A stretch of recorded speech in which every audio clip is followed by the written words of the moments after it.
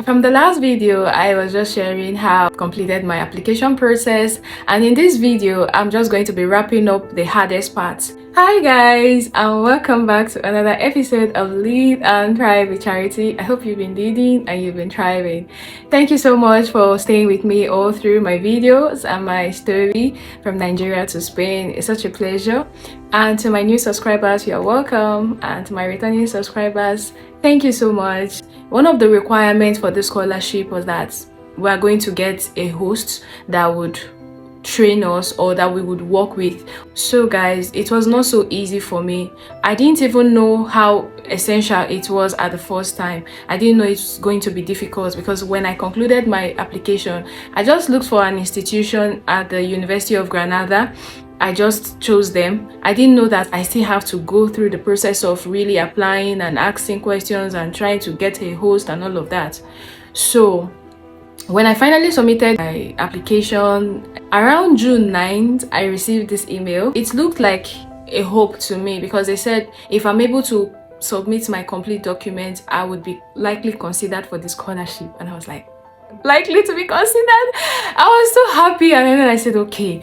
I started looking for those documents and the requirements, and I noticed that getting an acceptance letter from the host institution is really important.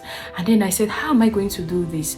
So what I did was that I started researching, started asking questions, and that was how I had to go through the formal scholars. I had to go through them. I just started looking at them. I was searching for them everywhere, LinkedIn, and that was how I found two of them.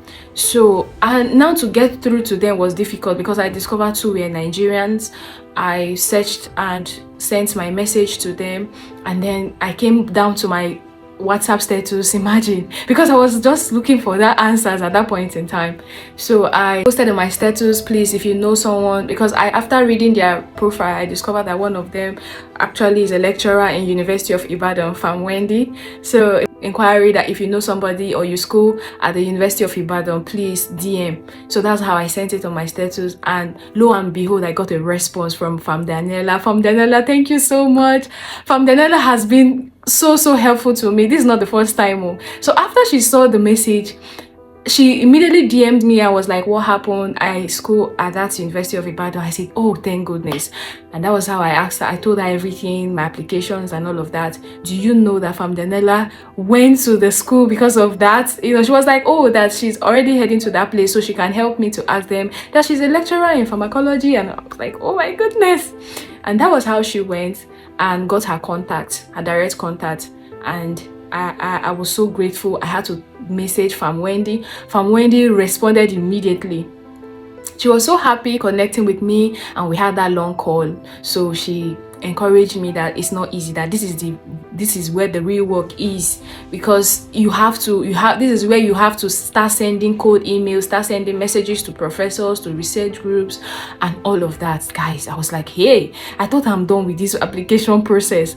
And I had to, relate to my mentor, Dr. Gonna. Thank you so much, sir. He joined me, and Dr. Charles in view, because he's currently a PhD student. So both of us, three of us, we started researching for host institutions, trying to understand the scholarship more. We got into work, and that was how we started researching. I even spoke to my junior mentee, Chikaima. So she helped me too. We started searching. It was like, so difficult for us, and I'm glad for Fam Wendy, because what she did now, she now told me that what I want to do. Remember I mentioned I wanted to do something on diabetes, type 1 diabetes using plants. So this is the topic, and while at it, she mentioned that right now what they do, it's not like that related, but she can talk to them. I kept on searching, searching for professors, sending cold mails related to that University of Granada. And then guys, after that, she now one day I just had the leading to send a message to RMB board. So I now sent this email to them. I told them that this is a screenshot. I've already started talking to one of the potential hosts that sent me a message, that's a scholarship board, telling me that this is enough evidence to show that you are already actively in touch with them. And guys, I got my congratulatory message. Oh my god, I received the letter, but they still said that I still have to send my letter from the host. So I just knew that I still have that work to do. So I was so happy. I was just jubilating. I remember writing it in my jotter, and the fact that I've gotten the scholarship already, it was not so easy. So I continued working, and I celebrated with my mom because I've kept her for a suspense for a very long time. I told her, Mommy, just be praying. There's something big coming. Just be praying. So I had to share it with her. She was so happy that, oh, you're moving abroad and all of that. So we were just celebrating. Then I received an email again from Professor Femi, but the research was not in line with what he's doing. I thought I have gotten this response, so it was difficult, and from Wendy kept encouraging me, keep sending. How many have you sent? Like, it was so frustrating, guys, because you have to go to online and start searching for professors, and it was a lot. And honestly, guys, I wasn't prepared for that. To be honest with you, I wasn't prepared. So at some point, I remember I got tired of the whole process of applying.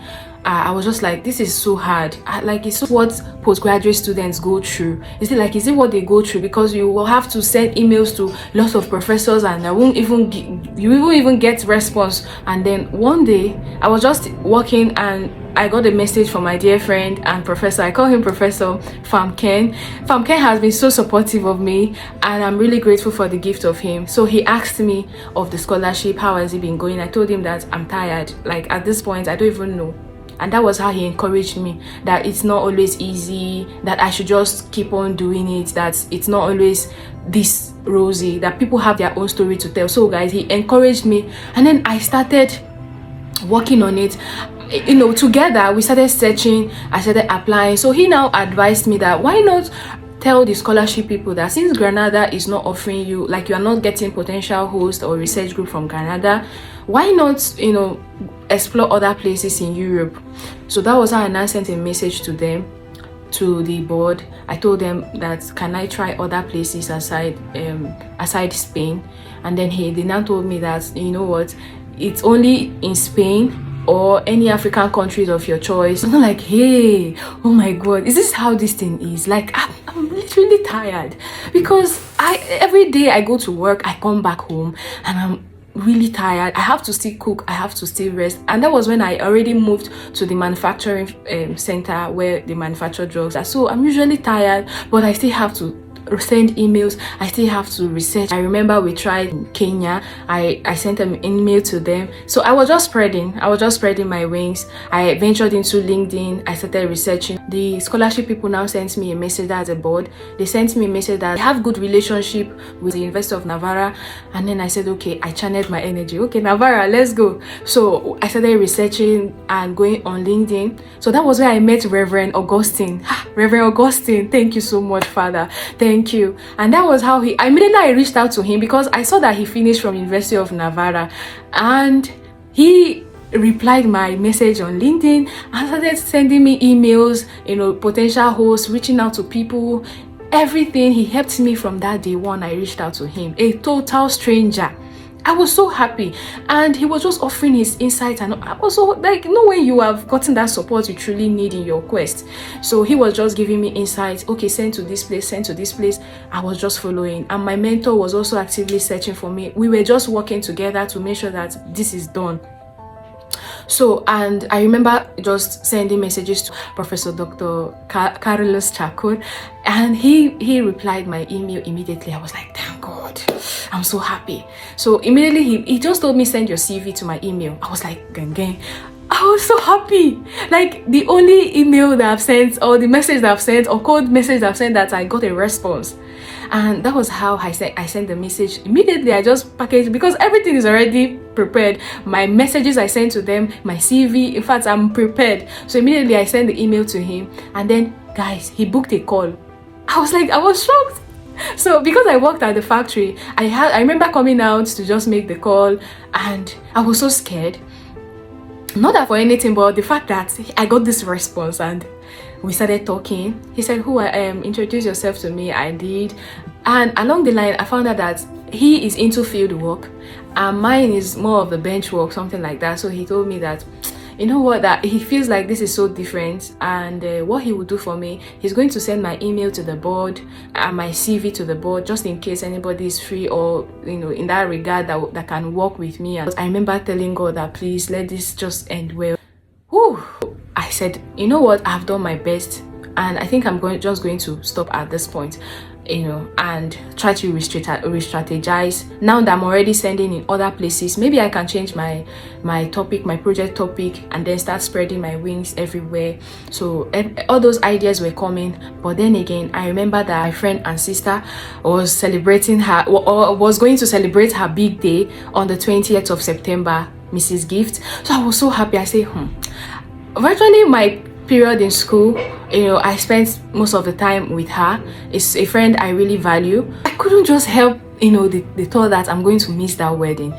Immediately I started planning, I started budgeting. I didn't even tell her, so we were just having conversations. I was just, you know, that kind of thing, celebrating with her. And I planned with her sister that I'm going to come and let her know about it. So I'm just going to surprise her. So I quickly went to the senior manager in our internship unit. So I told him that I would like to end my internship. This is it, this is that. I'm glad they understood with me. I had to cut my internship because obviously I'm supposed to finish September. So September 12th, I took the break off. I started planning for the wedding, and guys, I booked my vehicle, everything. I went by bus, and I'm grateful for the journey, Mercy. But guys, I'm not so happy with that journey because I arrived late, past 12 a.m. at night, and I want to thank my friend and sister Mesoma for accommodating me because I didn't even get to the destination. I had to branch somewhere else, so Mesoma accommodated me where she's doing her own internship at Amako. So she helped me, and I slept over. You know, I was just trying to recover myself. And then to Glory, Mrs. Glory, she has been also helpful to me. Anytime I go to the east in Anambra, her home is my home. I go there to enjoy my stay. Thank you so much, ma. And I had to stay there, prepare, and then I now moved to the wedding because I went on a Thursday, and you know, the wedding preparations, everything was still ongoing. And then finally I met her at the wedding, and she was surprised. We were all surprised. So she was just shouting, and it was an amazing encounter for me, for myself, experiencing her big day, the joy. I couldn't just imagine the joy in her heart, in my heart, and everybody was saying that she's celebrating and all of that. Guys, guess what? I visited my retreat ground again. I was just praying for everything. I was going to be done with my internship. Oh God, what is next for me? It was like a moment of connecting with God. So I was just enjoying that koinonia, and that night I slept. In the morning I woke up, and guess what? Guess what?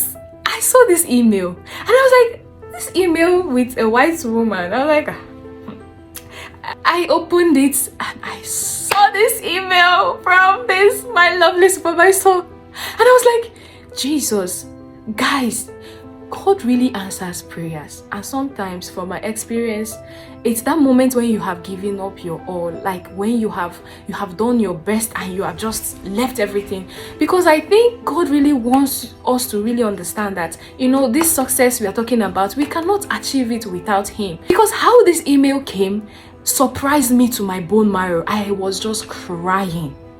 Because I had lost my, I lost hope in my application. In fact, I stopped applying. I said, oh, the ones I've applied is enough. If I get a response, if I don't get a response, then fine. And I was like, God, this is you.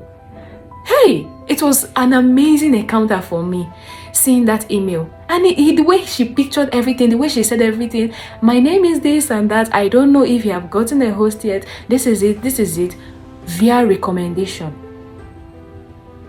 The previous contact recommended me, and this is just God. If you have been following up with this my story, one thing that I've stood here, you know, that have been constant is trust in God. Trust in God. Never ever lose your hope in God.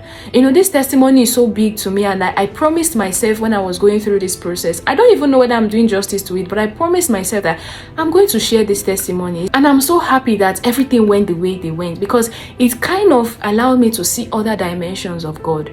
I had almost given up. I went to that retreat just to reconnect back and know what's next for me, you know, after my internship that I'll be finishing that month, and I'm getting that notification.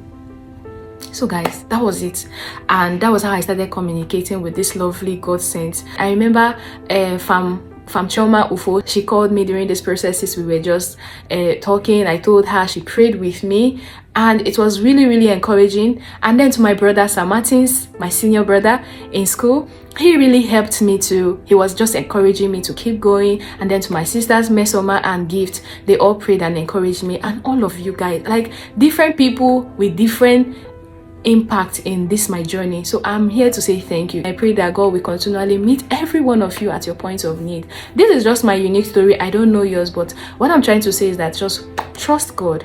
So guys, that was how I concluded with my training, and I started preparing for my trip to Spain. So guys, thank you for watching. Thank you really for watching. Okay, I'll see you in my next one. Kacha, thank you so much, and God bless you.